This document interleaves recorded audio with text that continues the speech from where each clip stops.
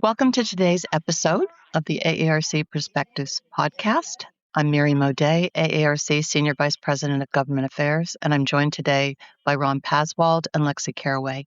They're co-chairs of the AARC Respiratory Care Interstate Compact Task Force, and we'll be sharing some answers to frequently asked questions about the next steps in the RCIC process and why the compact is critical to the growth of the respiratory therapy profession. Thanks, Ron and Lexie, for joining me today. We have a list of questions that we're going to go through, and I'd like to start with you, Ron. What role did AARC play in getting the RCIC started and implemented? Yeah, good question. So the American Association of Respiratory Care has been the driving force behind the RCIC from the very beginning. First and foremost, the AARC obtained a grant from the Department of Defense who were interested in professional licensure portability to help military spouses who move frequently across the country. So the AARC partnered with the Council of State Governments to develop the compact language and implementation framework. The AARC also conducted and coordinated legislative strategy, stakeholder education, advocacy support, and implementation planning with state societies, regulators, legislators, and national partners. The AARC identified interstate licensure portability as a major workforce and patient access issue and worked with stakeholders across the country to build support for a compact model. The task force that Lexie and I chair has offered leadership and peer support to the state societies to keep the project rolling. This truly has been a collaborative effort between the AARC, state societies, the Council of State Governments, the Department of Defense, and respiratory therapists around the country. That's a really great answer, Ron, and thank you for highlighting the role of our state affiliates, because without the local respiratory therapists, we would not succeed in getting this legislation introduced and passed. Lexie, what's the timeline for the RCIC to be implemented now that we have the number of states needed? Now that the threshold number of states has enacted the compact, the next major step is the formation of the RCIC Commission. The commission will include representatives appointed by participating states and will be responsible for adopting bylaws, rules, operational procedures, and the technical infrastructure needed to administer the compact. The first commission meeting is currently scheduled for October 2026 in Washington, D.C. Following that meeting, there will be additional work to finalize operational systems, application processes, and data sharing mechanisms before compact privileges can officially be issued. Implementation is moving ahead very quickly compared to many other interstate compacts.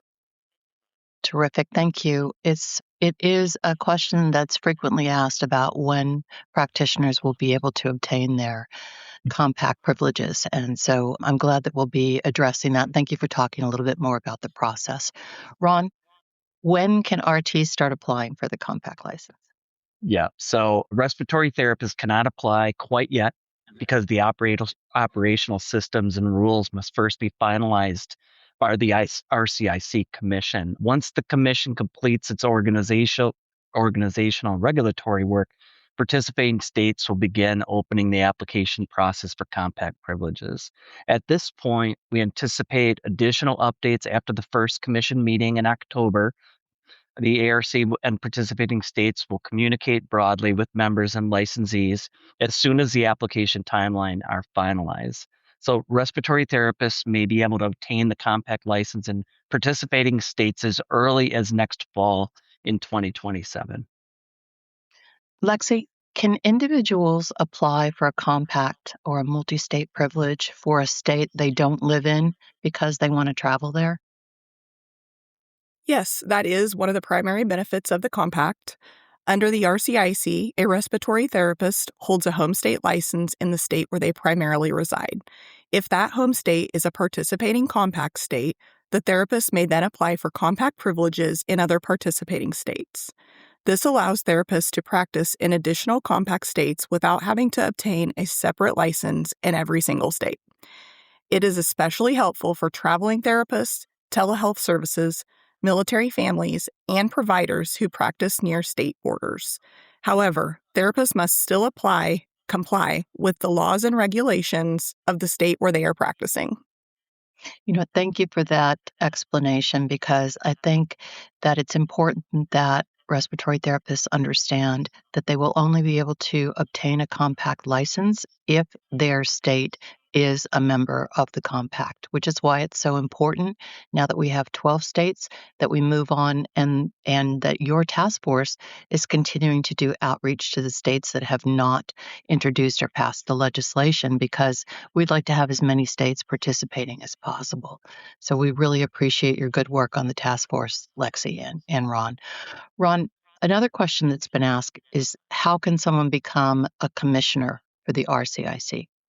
Yeah, so each participating state will appoint its own commissioner according to the processes established in that state's compact legislation and regulatory structure. In many cases, commissioners may come from the state licensing board or be a state regulatory official. The exact process may vary somewhat by state.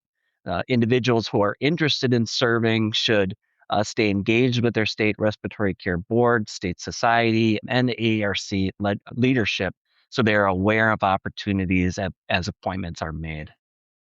What can an individual respiratory therapist do to help the movement towards compact licensure in their state if the legislation has not yet been passed?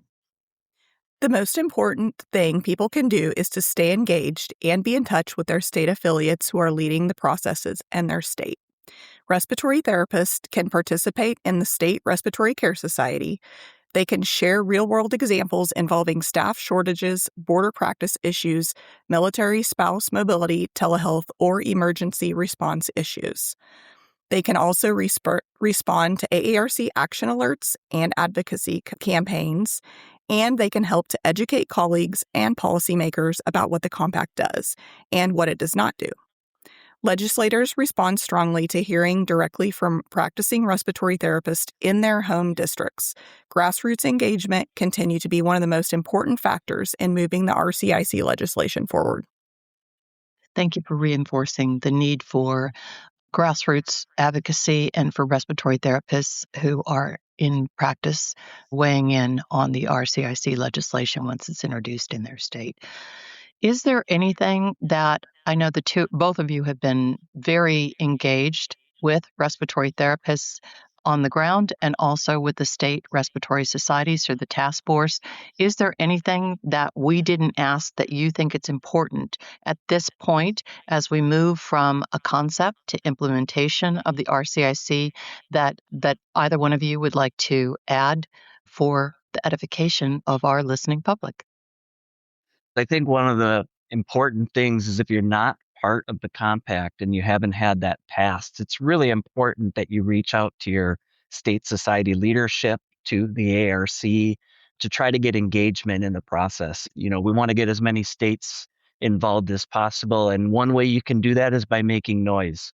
And how you make noise is contacting your state society, which can contact us, and then we can get meetings set up so you can learn more about the process and get things rolling. Thank you both so much, Ron and Lexie, for joining me today for this discussion about the next steps for the RCIC. And thank you really for your leadership on the task force and the good work that you've done there and the good work that you continue to do outreach to our affiliates.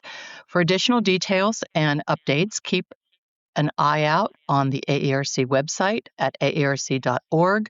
And if you want to, you can search Respiratory Care Interstate Compact. Remember to subscribe to this podcast wherever you listen, and be sure to share with your colleagues. Have a great day.